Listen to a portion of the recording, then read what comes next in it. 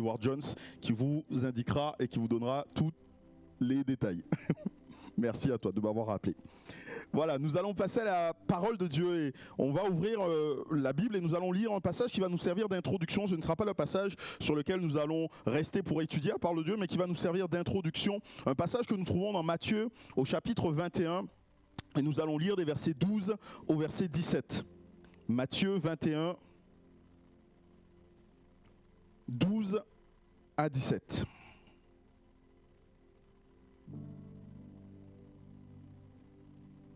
Jésus entra dans le temple de Dieu.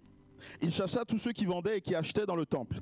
Il renversa les tables des changeurs et les sièges des vendeurs de pigeons. Et il leur dit, il est écrit, ma maison sera appelée une maison de prière, mais vous, vous en faites une caverne de voleurs. Des aveugles et des boiteux s'approchèrent de lui dans le temple et il les guérit. Mais les principaux sacrificateurs et les scribes furent indignés à la vue des choses merveilleuses qu'il avait faites et des enfants qui criaient dans le temple, Hosanna au Fils de Dieu. Ils lui dirent, entends-tu ce qu'ils disent ? Il leur répondit, oui, leur répondit Jésus, excusez-moi.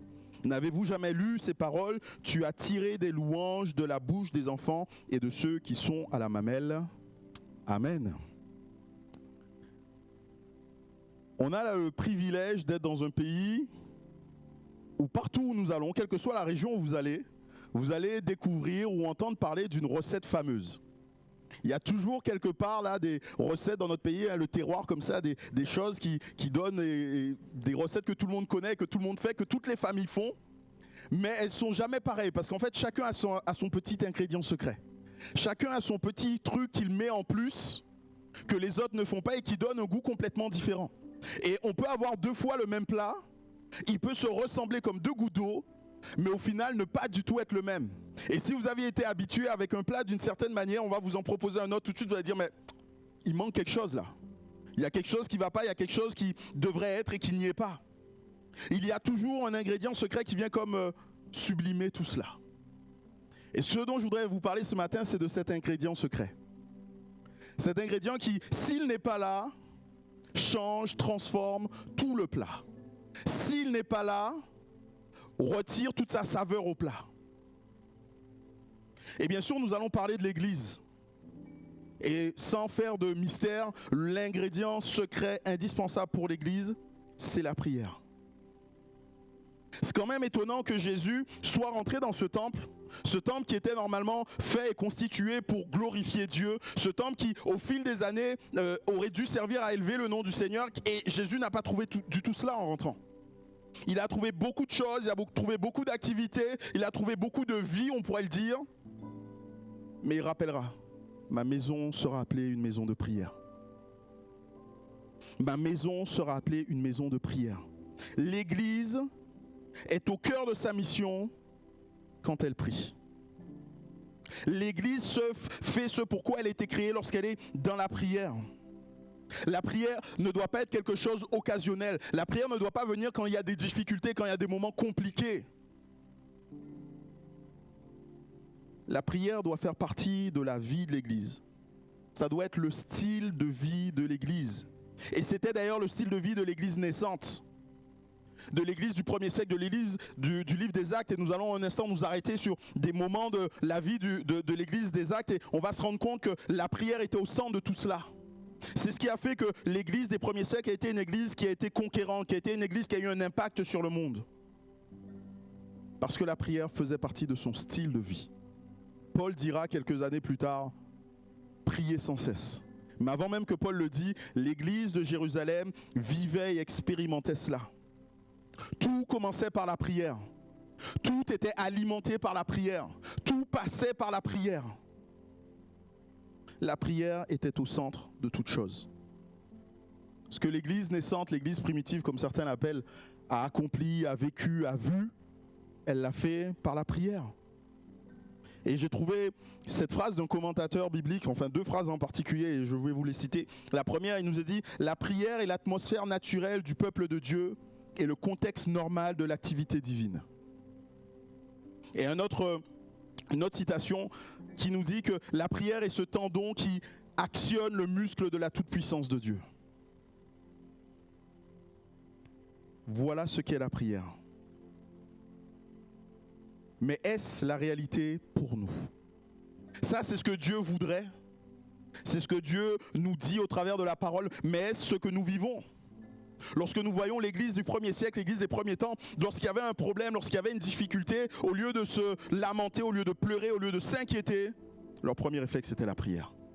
Au lieu de chercher une solution humaine, ils se tournaient vers Dieu et lui disaient: écoute, voilà notre problème, donne-nous une solution.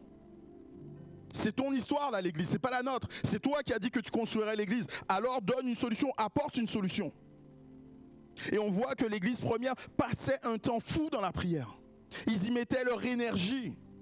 Ils y mettaient tout ce qu'ils avaient, toute leur force. Pourquoi est-ce qu'ils faisaient ça? Pourquoi est-ce qu'ils passaient autant de temps dans la prière? Pourquoi consacrer tant d'efforts à la prière? Pourquoi consacrer tant d'efforts à cette pratique? Est-ce que c'est même vraiment utile? La réponse est bien sûr que c'est utile. Oui, c'est utile. Et l'église devrait prier. Une église qui ne prie pas n'est pas une église. Pourquoi est-ce que l'église devrait prier? Premièrement, parce que Jésus l'a dit. Acte 1, verset 4. Jésus est mort, il est ressuscité. Il se révèle là aux disciples et là on est vraiment au dernier moment, juste avant qu'il s'en aille, qu'il remonte dans la gloire auprès de son Père. Acte 1 verset 4, et c'est Jésus qui parle, il leur dit, comme il se trouvait encore avec eux, il leur recommanda de ne pas s'éloigner de Jérusalem, mais d'attendre ce que le Père avait promis. Ce que je vous ai annoncé, leur dit-il. Car Jean a baptisé d'eau, mais vous dans peu de jours vous serez baptisés du Saint-Esprit. Jésus a fait une recommandation à son peuple. Jésus n'a pas donné un conseil. Vous savez ce que c'est qu'un conseil? C'est des choses qu'on peut ou pas écouter. Souvent, non, ça arrive malheureusement, certaines personnes viennent en entretien, on discute et je les conseille en disant voilà ce que nous dit la Bible, si vous faites comme ça, Dieu vous bénira. Si vous allez dans un autre sens, advienne que pourra. C'est un conseil que je donne.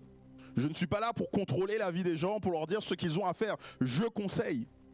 C'est-à-dire qu'un conseil, on le prend, on l'accepte, on le met en pratique ou pas.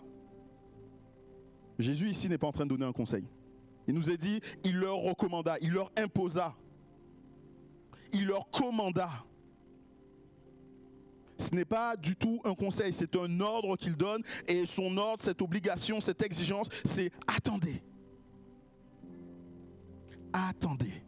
Et le mot là qui est utilisé en grec a cette notion de, non pas simplement d'une attente, vous savez, on s'assoit et bon, on attend que ça passe quoi. J'ai un rendez-vous à 10h, je suis un peu en avance, je m'assois et j'attends que ça passe.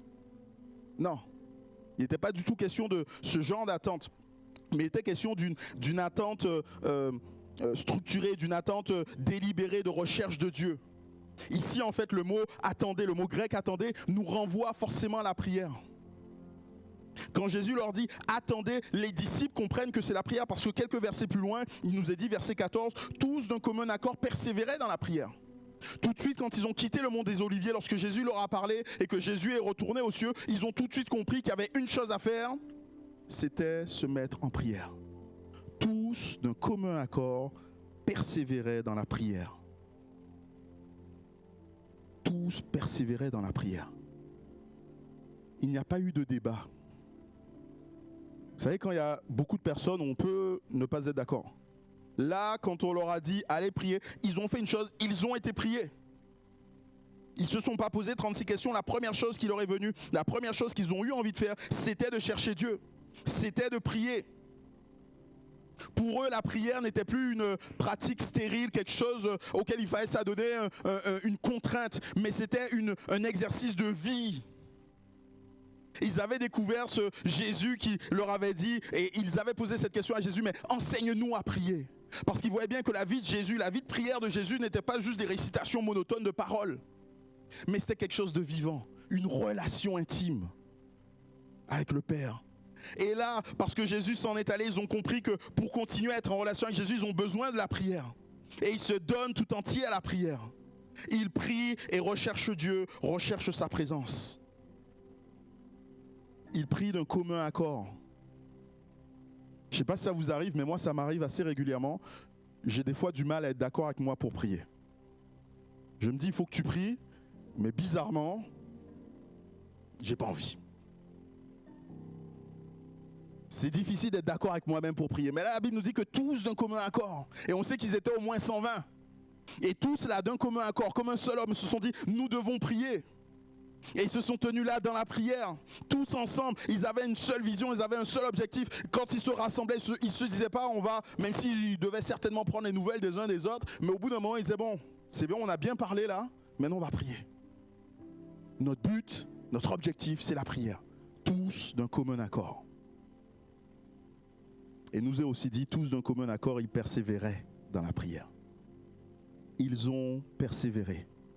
Ils n'étaient pas là juste dans un élan de cœur. Vous savez, des fois, on peut avoir, même des fois à l'écoute de la prédication, on peut comme avoir un élan de cœur de se dire, ah oui, ça m'a touché, ça parlait pour moi, il faut que ça change.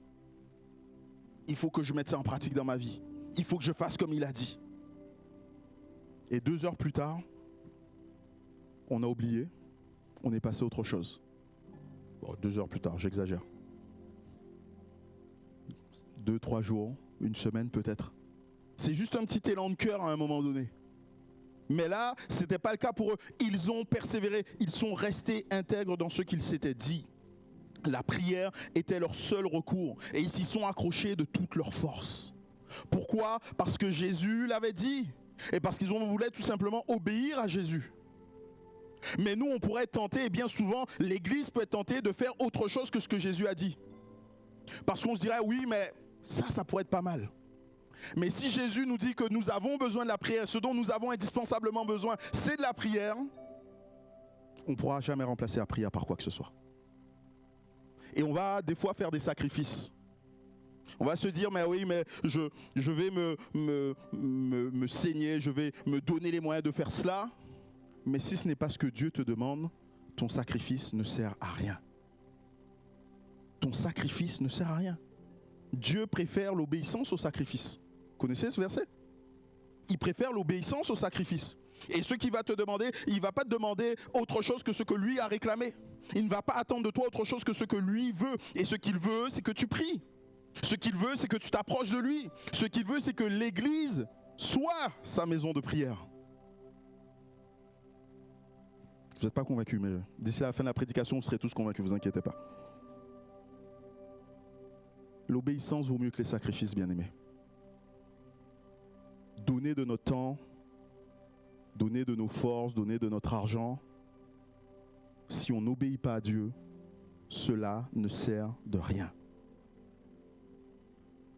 Et c'est pour ça que je pense que Jésus nous a donné lui-même l'exemple.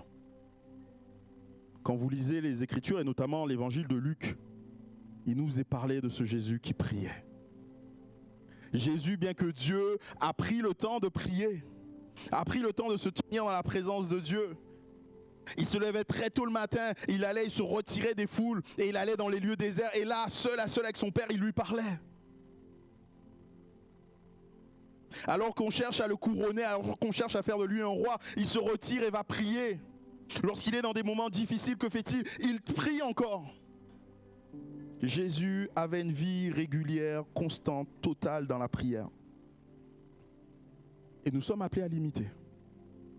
Il nous dira dans Matthieu 6 au verset 5, « Lorsque vous priez », je ne vais pas faire toute la suite du passage, mais rien que ce petit mot, « lorsque vous priez ». Il n'a pas dit « si vous priez ». S'il met le « si », effectivement, on va se dire « bon ben j'ai le choix. J'ai le choix de prier ou de ne pas prier ». Mais là, il nous dit pas si, il te dit lorsque tu pries. C'est quelque chose qui est obligatoire, c'est quelque chose qui doit prendre place dans ta vie. Il ne peut pas en être autrement. Et bien sûr, on parle de la prière, mais on pourra aussi parler du jeûne. Nous, on va avoir tout à l'heure un temps de jeûne et de prière. Le jeûne, c'est le fait de s'abstenir quelque part de nourriture, mais pour chercher Dieu. Et même chose, dans l'Écriture, Jésus leur parle à un moment donné, on lui dit, mais pourquoi tes disciples ne jeûnent pas ? On dit, mais ils ne vont pas jeûner tant que l'époux est là. Et il parlait de lui, l'époux de l'Église. Mais il dit, lorsque l'époux ne sera plus, alors vous jeûnerez. Marc chapitre 2, verset 20. Lorsqu'il reprend ce même mot, lorsque l'époux ne sera plus. Et l'époux n'est plus. Il est mort, il est ressuscité, il est remonté à la droite de Dieu le Père. Alors nous devons être encore dans cette attitude de jeûne. Bien-aimé, l'Église a obéi. Et parce que l'Église a obéi à Jésus-Christ, l'Église a été bénie de Jésus-Christ. Et nous, on connaît, en particulier nous dans les églises pentecôtistes, on connaît ce passage et on l'aime. Le jour de la Pentecôte, ils étaient tous ensemble dans un même lieu. Un vent semblable à un vent impétueux est rentré, et ainsi de suite, vous connaissez. Mais tout ça ne peut se produire que parce qu'il y a eu Jean, acte 1, verset 4, où Jésus leur dit « Attendez !» Et eux qui attendent, qui prient d'un commun accord et qui persévèrent. L'Église doit être une maison de prière. L'Église prie parce que Jésus nous le demande. L'Église prie parce que nous avons besoin d'être équipés pour accomplir la mission que Dieu veut pour nous. Il n'y a rien de pire pour l'Église que de ne pas être conscient de son état spirituel, ni des ressorts utiles et nécessaires pour changer cet état spirituel. On voit dans le livre de l'Apocalypse, vous savez, dans le livre de l'Apocalypse, il y a cette lettre aux 7 églises, où Jésus lui-même s'adresse aux églises, où il leur parle, où il leur indique certaines choses les concernant. Et certains estiment, et je ne pense pas que ce soit la bonne manière de lire ce livre, mais ça peut amener une réflexion, que ces 7 églises représentent 7 phases de l'église dans l'histoire de l'humanité. Et que la toute dernière, la Odyssée, représente l'église des derniers temps. Et moi je pense que nous sommes l'église des derniers temps. Et à cette église il est dit, mais tu n'es pas conscient que tu es pauvre, aveugle et nu. Cette église ne se rend même pas compte de ce qu'elle est. Et Jésus lui dit, pour changer cet état de fait, tu as besoin de venir à moi. Demande-moi, reçois de moi de l'or éprouvé par le feu. Donne-moi un collier, je te donnerai. Il faut retourner à Jésus. C'est à Jésus-Christ que l'Église retrouve la richesse pour accomplir ce qu'elle a besoin d'accomplir. Parce que bien aimés, nous devons être conscients de cela. L'Église a une mission. Dieu ne s'est pas simplement dit, je vais bâtir l'Église pour qu'ils soient ensemble et qu'ils apprécient d'être ensemble. Et c'est tout ce que je leur demande. Venez le dimanche matin et vivez. Non. L'Église a une mission. Et cette mission, pour l'accomplir, on a besoin de se tourner vers celui qui nous a missionnés. On a besoin de se tourner vers celui qui nous a lui-même donné la mission. Parce qu'on risque au fil des temps de perdre le repère de la mission. Et c'est exactement ce qui s'est passé dans le temple de Jérusalem où Jésus, nous avons lu ce passage où Jésus est rentré, un temple qui avait été construit pour Dieu. Au départ, il y avait le premier temple de Salomon qui a été détruit. Ensuite, ils ont reconstruit un autre temple sous Esdras et Néhémie qui a finalement aussi été détruit. Et là, c'était la reconstruction de notre temple beaucoup plus grand, beaucoup plus merveilleux et majestueux. Mais ils avaient oublié l'intérêt réel, profond de la maison de Dieu. Ma maison sera appelée une maison de prière. La mission de l'Église, bien-aimée, est d'annoncer au monde le merveilleux message de Jésus-Christ. La mission de l'Église, c'est d'annoncer le merveilleux message de Jésus-Christ. Il n'y a pas d'autre chose. Allez, faites de toutes les nations des disciples et baptisons au nom du Père, du Fils et du Saint-Esprit. Voilà quelle est notre mission. Voilà quelle est la mission des chrétiens, des disciples qui se rassemblent en Église. Dans un monde qui est en proie aux peines, nous voulons acclamer Jésus, le Dieu de la consolation. Dans un monde où des personnes cherchent des repères, nous voulons leur dire, il y a cette lumière qui ne change pas, qui brille depuis le commencement du monde et qui continuera à briller. L'étoile du matin, c'est lui, c'est Jésus et nous voulons aller vers lui. Dans un monde qui est en proie à la maladie, nous ne voulons pas avoir peur de proclamer, d'annoncer Jésus-Christ, le Dieu de la vie.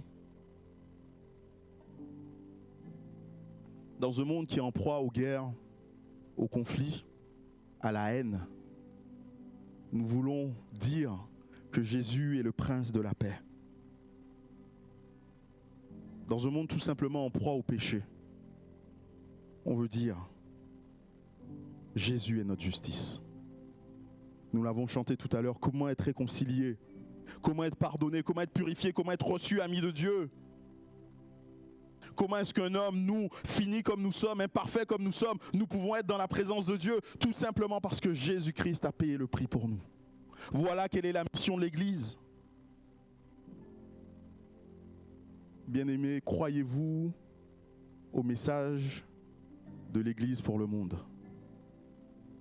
Il y a quelques années, pour les plus anciens, vous allez sûrement vous souvenir, on parlait de l'évangile aux 4 coins. Jésus-Christ sauve, Jésus-Christ guérit, Jésus-Christ baptise de l'Esprit et Jésus-Christ revient. Est-ce que vous pensez que ne serait-ce que cette simple phrase soit la solution au monde, à tous leurs problèmes, à toutes leurs difficultés? Moi, je le pense, Seigneur. Oui, le fait que Jésus-Christ est celui qui guérit, le fait que Jésus-Christ est celui qui sauve, change la face de ce monde, change ce que nous connaissons. Et parce que c'est le cas, Jésus lui-même nous a demandé, quand vous voyez la moisson et que vous voyez l'importance de la moisson, priez le maître de la moisson. Demandez-lui, priez-le. Parce qu'on croit que le message que Jésus-Christ nous a donné est le message dont le monde a besoin. Nous devons prier. Prier pour que le Seigneur lui-même nous donne les ressources nécessaires pour faire face à sa mission.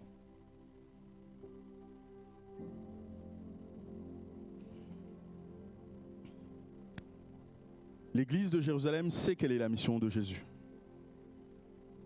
Ils l'ont entendu de la bouche même de Jésus, mais ils sont aussi capables de savoir qu'ils n'ont pas en eux les ressources et que ces ressources se trouvent en Jésus. Alors comment font-ils pour les obtenir? Vous connaissez ces paroles de Pierre, je n'ai ni argent ni or, mais ce que j'ai, je te le donne. Qu'avait-il? Qu'avait-il reçu? Comment l'avait-il reçu? Il avait reçu quelque chose dans la prière. Dans la prière, il avait reçu quelque chose. Il avait reçu de Dieu une bénédiction, une grâce, une bénédiction spirituelle. Je crois que c'était le thème de la semaine dernière. Il avait reçu de Dieu une bénédiction spirituelle. Comment est-ce que on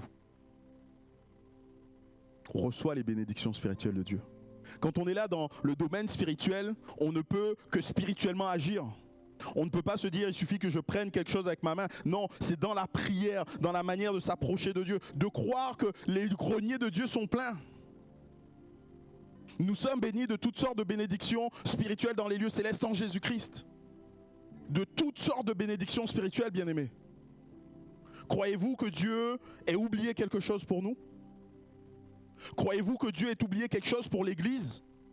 Alors qu'il nous envoie pour combattre, et lui-même il sait ce à quoi il nous expose. Il dira, vous n'avez pas à lutter contre la chair et le sang. Il sait ce à quoi nous sommes exposés. Croyez-vous que le Seigneur ne nous donnera pas ce qui est nécessaire pour remplir la mission qu'il nous a donnée? Quand on lit le livre des Actes, on ne peut que se rendre compte que Dieu leur a donné ce qui était nécessaire. Mais on ne peut que se rendre compte aussi que les disciples ont fait le nécessaire. Tu peux me mettre le passage de Acte 4, s'il te plaît? Acte 4, je crois que c'est 29, c'est ça? Non, ça commence un peu avant, excuse-moi. Non, c'est bien ça, 29, excuse-moi, c'était bien ça. Et on a ce passage, vous connaissez bien ce passage, certainement, après la Pentecôte, un moment où les disciples ont été faits prisonniers, qu'ils ont été battus, ils sont renvoyés vers les autres et vont prier ensemble. Et maintenant, Seigneur, vois leurs menaces et donne à tes serviteurs d'annoncer ta parole avec une pleine assurance, en étendant ta main pour qu'ils se fassent des prodiges, des signes et des miracles, par le nom de ton saint serviteur Jésus. Quand ils eurent prié, le lieu où ils étaient rassemblés trembla, ils furent tous remplis du Saint-Esprit et ils annonçaient la parole de Dieu avec assurance. Ils ont prié face aux menaces. Et je pense que si là Pierre, parce qu'il faisait partie de ceux qui priaient certainement et conduisaient ce temps de prière, dit Seigneur, tu vois leurs menaces vis-à-vis de nous, donne-nous du courage, donne-nous de l'audace. C'est peut-être parce que son audace et son courage étaient en train de faiblir. Se souvient que quelques jours auparavant, Pierre n'avait pas été capable de tenir la conversation avec une servante. Bien sûr, après, la Pentecôte est venue et il discute devant 3000, mais là encore, il sent qu'il a besoin de Dieu. Et donc, il va retourner chercher dans la présence de Dieu ce qui est nécessaire. L'Église des premiers temps ne cessait de chercher la face de Dieu. Il priait pour recevoir les ressources pour accomplir la mission. Il priait pour que de nouveaux ouvriers rentrent et viennent dans la moisson. Acte 6, verset 1. Vous savez comment ça s'est passé? Il y avait les femmes qui étaient négligées dans la distribution. Et là, les apôtres vont dire, on va prier et on va mettre à part 6 personnes. Et ce que j'aime avoir dans ce passage, c'est que ces personnes font l'œuvre de l'Église. Quand des personnes se lèvent dans l'Église pour servir l'Église, elles sont l'Église. Et si elles réussissent dans leur service, si leur service est florissant, c'est l'Église qui est florissante. C'est l'Église qui grandit. Moi, je prie pour que dans notre assemblée, des personnes se lèvent pour servir activement en se disant « Mais moi, je veux servir avec les enfants, je veux servir là, je veux faire ci, je veux faire ça. » Et je veux que nous prions pour eux réussissent dans leur service. Lorsqu'on voit notamment Étienne et Philippe qui faisaient partie de ces 6 hommes, comment ils ont réussi dans leur service. On voit Philippe notamment qui va ouvrir une annexe à Samarie. Philippe qui va former un missionnaire qui va envoyer en Éthiopie, l'eunuque éthiopien. Philippe qui va continuer à ouvrir d'autres annexes. Il nous a dit qu'il va passer d'Assod à Césarée. Il va faire plusieurs villes comme ça où il va ouvrir des annexes, il va annoncer la bonne parole de l'évangile. Pourquoi? Parce que l'Église a prié pour ces personnes qui servent. Et je le disais lorsque nous étions jeudi dans ce temps d'études participatives, on a des fois nous des vocables qui nous renvoient vers certaines choses. Et quand on dit serviteur de Dieu dans l'église, en général, on va penser au pasteur. Mais non. Ou je dirais, mais pas que. Nous sommes tous serviteurs.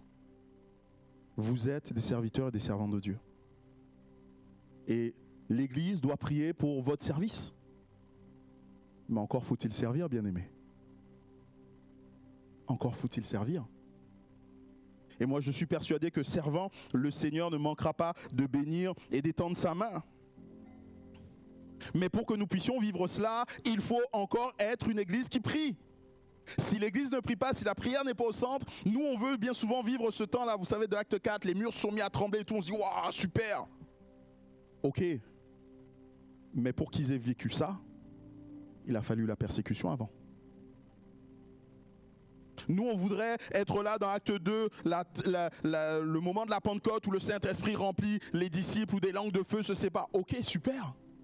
Mais pour vivre cet instant, il faut passer les 10 jours de la persévérance dans la prière pour arriver jusque-là. Il nous faut être prêts à cultiver cette atmosphère de l'action de Dieu par la prière. Par la prière, bien-aimés. Est-ce que nous sommes prêts à voir Dieu agir? Est-ce que nous voulons voir Dieu agir? Il n'y a pas 36 solutions. Il n'y a pas de secret. Il n'y a pas une méthode à trouver qui serait un mystère caché. Il n'y en a qu'un, la prière. Et dans nos églises, nous sommes des fois confrontés à des situations, des bien-aimés qui sont dans des situations des fois tellement compliquées. Et on voudrait venir et apporter ces situations devant le Seigneur. Et nous devons le faire. L'Église est là pour intercéder. L'Église est là pour apporter les besoins des uns et des autres devant le Seigneur. Acte 12 nous rappelle ce temps où Pierre était enfermé, était barricadé de toutes parts, où la main de l'homme ne pouvait pas l'atteindre, les disciples, l'Église ne pouvait pas l'atteindre. Mais qu'a fait l'Église? L'Église priait pour Pierre. L'Église priait pour Pierre.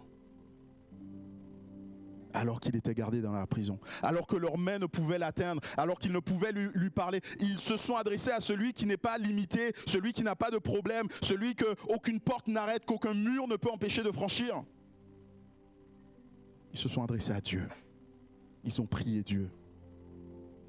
Et nous voulons être une église qui apprend à porter les fardeaux des uns et des autres. Nous voulons être une église qui apprend à intercéder pour les uns et les autres, à porter chaque situation devant Dieu en croyant que Dieu va agir, bien-aimés. Parce que des fois, permettez que je le dise, on peut venir devant Dieu comme avec une liste de courses. Vous savez, c'est les prières habituelles. Et tu vas bénir un tel, et tu vas bénir un tel, et tu vas bénir un tel. Mais notre cœur n'y est plus. Des fois même, on pourrait se surprendre à se dire oh, c'est tellement grave. Il n'y a pas de solution. On ne va pas le dire comme ça parce qu'on est dans l'église quand même. Mais est-ce qu'on ne le pense pas? Jésus dira, si vous avez de la foi comme un grain de sénévé, vous diriez à cette montagne, jette-toi, déplace-toi et jette-toi dans la mer, et cela sera fait. Des fois, le problème, c'est qu'on ne croit même pas que c'est possible.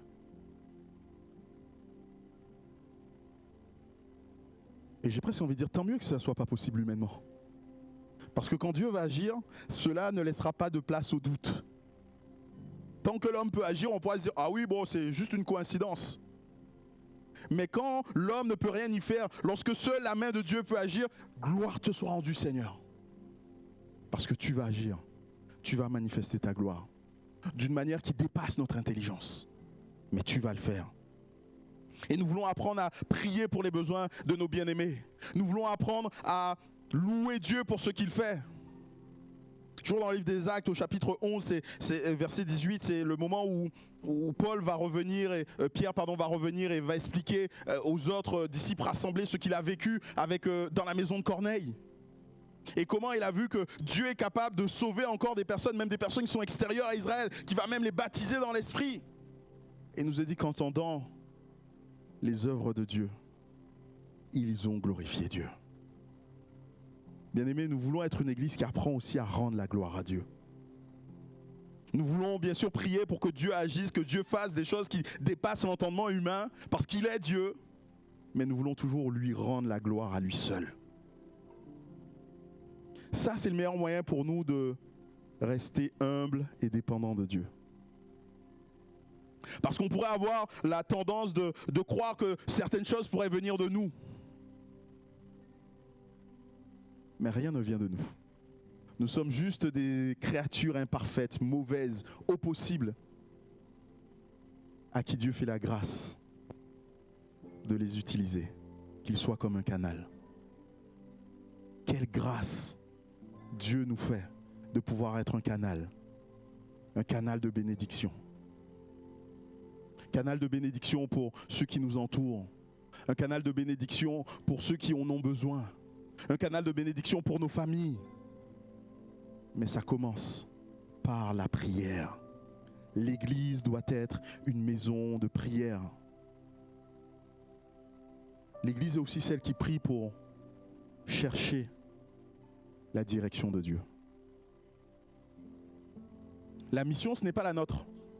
Jésus nous a dit, et là c'est la version Tag 21, c'est la mienne, à Dédé de Thonon, allez de par tout le Chablais et baptisez-les tous au nom du Père, du Fils et du Saint-Esprit. C'est notre mission, bien-aimés. Là où Dieu nous a placés, Dieu attend que nous fassions son œuvre. Et nous sommes là dans le Chablais. Dieu nous demande dans le Chablais de propager sa nouvelle à tous. Quand on se regarde ici, on est une centaine, à peu près. On va regarder tout le Chablais, je ne sais pas, 100, 150 000, 200 000 personnes. On va se dire, mais c'est pas faisable. Humainement, on ne sait pas comment faire. Eh bien, c'est tant mieux, bien-aimé. Parce qu'on va se tourner vers celui qui a dit, tout pouvoir m'a été donné. Tout pouvoir m'a été donné. Il leur dira aux disciples, n'ayez pas peur, tout pouvoir m'a été donné. Parce qu'ils savaient qu'en annonçant cette mission, ils étaient forcément quelque part, on serait pris de vertige en disant, mais on ne saura jamais accomplir ça. On n'est que des pécheurs. J'imagine Pierre le premier dire, mais je ne suis qu'un pécheur. En plus, moi, je t'ai renié. Tout pouvoir m'a été donné. Allez, faites de toutes les nations des disciples. Et on voit que l'Église n'a cessé d'agir dans ce cadre-là. Et notamment dans Acte 13, ils étaient tous ensemble en train de prier. Et là, on n'est plus dans l'église de Jérusalem, on est dans l'église d'Antioche. Ils étaient ensemble en train de prier. Et Dieu a donné une direction claire. Dieu a dit, mettez-moi à part Paul et Barnabas pour la mission que je leur ai donnée. Et il nous a dit que là encore, ils vont continuer à prier, ils vont les envoyer. Ils vont les bénir dans le nom du Seigneur Jésus. Dans Actes au chapitre 15, il est question de Paul qui voulait aller reprendre son voyage missionnaire et qui choisit d'aller dans différents coins. Et à chaque fois, il nous a dit, l'Esprit de Dieu, l'Esprit de Jésus ne le permit pas. Jusqu'à ce qu'il ait une vision où il comprenne clairement que Dieu lui dit, il faut que tu montes à Philippe. Il faut que tu rentres là maintenant en Europe et que tu commences à annoncer la parole de Dieu là. À un autre moment, Dieu lui dit, mais ne te tais pas, j'ai un peuple nombreux dans cette ville. Dieu donne des directions, bien-aimés. Et moi, je crois que Dieu donne des directions. Et je crois que Dieu veut nous donner, nous, une direction. Mais nous avons besoin de prier. Vous vous souvenez des 3 verbes que nous avons choisis comme étant la vision de notre Église? Aimer, servir et proclamer. Et dans ce 3e volet qui est la proclamation, j'ai osé dire que, et je pense que c'est quelque chose que Dieu a mis sur mon cœur, il nous faut implanter une nouvelle assemblée. Il faut qu'une église nouvelle naisse et qu'elle grandisse et qu'elle se développe et qu'elle, après, elle fasse encore d'autres enfants et ainsi de suite. Mais quand on regarde, on se dit, mais Seigneur, où est-ce qu'on va faire ça? Comment on va faire ça? Je ne sais pas. Mais on va demander à celui qui a tout pouvoir. On va demander à celui à qui tout est soumis. Pourquoi l'Église prie? L'Église prie pour chercher la volonté de Dieu. Si vous n'avez pas besoin d'obéir à Jésus, si vous n'avez pas besoin d'être équipé pour la mission de l'Église, si vous n'avez pas besoin d'intercéder pour des bien-aimés, si vous n'avez pas besoin de glorifier Dieu, si vous n'avez pas besoin d'une direction dans le ministère, alors vous pouvez ne pas prier. Mais ça fait aussi que vous n'êtes plus une église. Ça fait que nous ne sommes plus une église. Mais parce que nous sommes une église, nous voulons prier pour obéir à Jésus-Christ. Nous voulons prier pour se laisser remplir de l'Esprit, renouveler de l'Esprit pour accomplir la mission qu'il veut pour nous. Nous voulons continuer à porter les fardeaux des uns et des autres et demander au Seigneur, mais Seigneur, fais un miracle. Dans cette situation, fais un miracle. Nous voulons apprendre à glorifier le nom de Dieu. Nous voulons être une église qui sait exalter le nom de Dieu. Le dimanche matin, nous ne voulons pas venir et se regarder les uns les autres. Non, on veut glorifier le nom du Seigneur Jésus parce qu'il nous a sauvés, parce qu'il a changé nos vies, parce que nous sommes en relation avec lui, parce que nous avons expérimenté avec lui tout au long de cette semaine quelque chose et nous voulons lui dire, nous voulons faire monter vers lui un alléluia parce qu'il a été bon encore dans cette semaine. Nous voulons être une église qui cherche la face de Dieu pour gagner le plus grand nombre. Je prie pour ces temps où le Seigneur permettra que nous ouvrions une église et que d'autres encore soient sauvés. Et je voudrais finir avec ce verset qu'on trouve dans le livre des Éphésiens au chapitre 3. Et c'est Paul qui nous parle et qui dit « Or à celui qui peut faire par la puissance qui agit en nous, infiniment au-delà de tout ce que nous demandons ou pensons, à lui soit la gloire dans l'Église, en Jésus-Christ, dans toutes les générations, au siècle des siècles. Amen. » Vendredi dernier, j'étais en déplacement sur la région parisienne pour un comité pour le congrès ECHO qui aura lieu en 2026. Vous le savez, je fais partie de la direction et nous organisons tout cela. Et ce verset était un verset que nous avons médité pendant un moment. Et ce qui nous a interpellés dans ce verset, c'est à celui qui peut faire par la puissance qui agit en nous, infiniment au-delà de tout ce que nous demandons. Les demandes, ça peut être quelque chose de spontané. On a un besoin, on va demander à Dieu quelque chose juste pour répondre à ce besoin. Mais il ne s'arrête pas là, il nous dit, même de tout ce que nous pensons. Penser, on va s'arrêter un moment, on va réfléchir, on va se dire, mais de quoi j'ai besoin? Et des fois, on va dire, mais je vais même prendre un petit peu plus au cas où. Mais dans tout ça, Dieu nous dit qu'il est capable de nous donner infiniment au-delà de ce que nous pensons. Infiniment au-delà de ce que nous demandons. Moi, c'est une expérience que je veux vivre avec Dieu. C'est une expérience que je veux que nous vivions en tant qu'Église. De voir Dieu qui répond infiniment au-delà de ce que nous demandons. Nous, Seigneur, on n'oserait pas, on te demande juste ça. Le Seigneur dit, mais moi je suis généreux.